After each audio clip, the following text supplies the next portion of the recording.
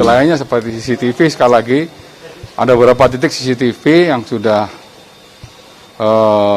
diamankan juga, dan saat ini masih proses pendalaman oleh Lafor karena harus dikalibrasi kemudian, dan semuanya harus direkam dengan sangat baik karena harus ada penyesuaian waktu ya. Ini masih didalami oleh Lafor, nanti hasilnya pun secara saintifik akan disampaikan oleh Lafor. Kemudian dalam minggu depan dari kedokteran forensik Polri akan menghadiri undangan dari Komnas HAM, dari Komnas HAM. Nanti sama, ketika nanti dari kedokteran forensik hadir di Komnas HAM juga akan menyampaikan tentang hasil otopsi, kemudian hasil pemeriksaan mayat dan lain sebagainya, nanti akan disampaikan ke Komnas HAM, karena ini semuanya dalam rangka keterbukaan. Tapi ingat bahwa karena ini adalah proses justia, oleh karenanya segala sesuatunya harus sesuai dengan norma hukum yang berlaku. Ya, karena tidak semuanya harus bisa dibuka. Kalau untuk proses justia yang bisa mengetahui kan hanya penyidik, kemudian pengacara, dan misalnya Komnas HAM boleh. Ya, tentunya nanti akan didampingi juga oleh Perhimpunan Kedokteran Forensik Indonesia. Pihak pengacara pun mungkin apabila diundang oleh Komnas HAM, silakan hadir. Biar betul-betul hasil otopsi ini clear dan mengurangi stigma-stigma yang beredar di masyarakat, spekulasi yang beredar di masyarakat, adanya kekerasan, adanya luka-luka yang diakibatkan oleh benda-benda lain. Nah, itu mengurangi spekulasi seperti itu. Nah, karena biar orang-orang expert di bidangnya itu yang bisa menjelaskan ya secara ilmiah dan juga tentunya bisa dipertanggungjawabkan dari sisi hukumnya. Ya, seperti itu. CCTV-nya Pak, itu dari lingkungan rumah dinas di Propam saja Kak, atau yang dari perjalanan Malang ke Jakarta juga? Ya semuanya, semua terkait menyangkut masalah peristiwa ini yang sudah didalami dan dilakukan proses oleh laboratorium forensik ya. Untuk jumlah CCTV yang diamankan berapa? Ada beberapa titik, ada beberapa titik. Ya, sekali lagi mohon maaf rekan-rekan karena nanti yang menyampaikan harus orang yang expert di bidangnya, biar nanti dari Lafor yang akan bisa menjelaskan, dan tentunya juga kalau misalnya ini dibuka dalam sidang pengadilan, tentunya akan dibuka. Ya, nanti akan diuji oleh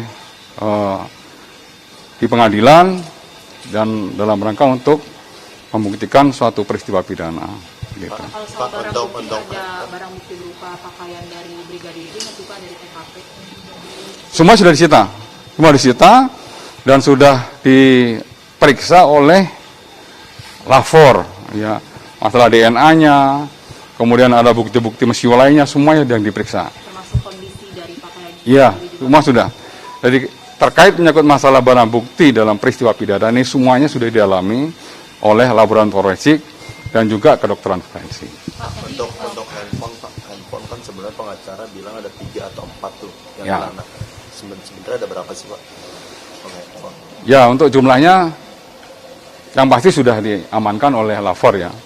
Lafor ada 2 handphone yang sudah diamankan oleh Lafor, dan semuanya masih proses pendalaman oleh laboratorium forensik. Ya, biar tidak ada lagi spekulasi-spekulasi tentang ini, tentang itu, enggak. Pak Kapolri ya sudah menegaskan kepada tim untuk bekerja secara profesional, transparan, akuntabel, dan semua pembuktian harus secara ilmiah biar hasilnya sahih gitu. Pak, tadi yang pertemuan dengan Komnas HAM itu harinya sudah ditentukankah, dan agendanya apakah memang hanya berdiskusi atau memang akan meminta keterangan dari polisi Komnas HAM? Ya, Komnas HAM tentunya akan meminta keterangan dan mengklarifikasi hasil dari otopsi pertama ya.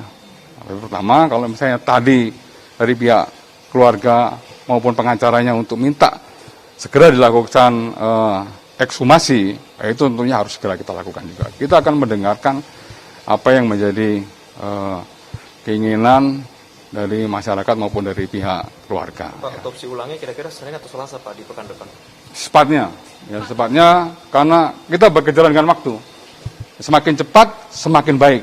Karena kalau misalnya agak lama, maka proses pembusukan juga akan semakin rusak ya. Kalau semakin rusak, maka nanti dari dokter tentunya akan mengalami kendala ketika melaksanakan ekshumasi tersebut. Pak, tapi otopsi ini naik ke tingkat penyidikan, apakah memang sudah ada unsur pidana yang ditemukan Pak penegasannya? Ya, Dengan sudah naik. ya dari hasil gelar perkara tentunya penyidik memiliki alasan ya untuk bisa menaikkan statusnya dari penyelidikan menjadi penyidikan terkait laporan dari pihak pengacara tersebut ya.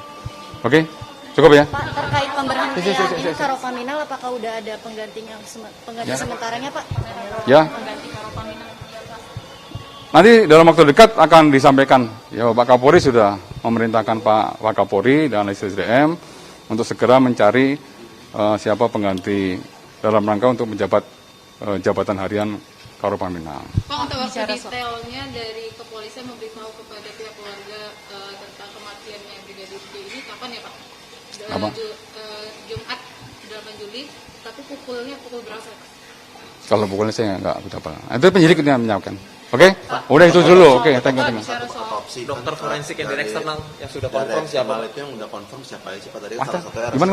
untuk otopsi kan Hah? dari pihak Dokter keluarga kan forensik. minta dari independen dari luar juga nih Pak, Ah. kayak RSCM, RSPAD itu. Nah yang udah confirm itu dari mana saja sih Pak? Kalau dari Perhimpunan Kedokteran Forensik Indonesia yang saya sudah dapat informasi ada 7.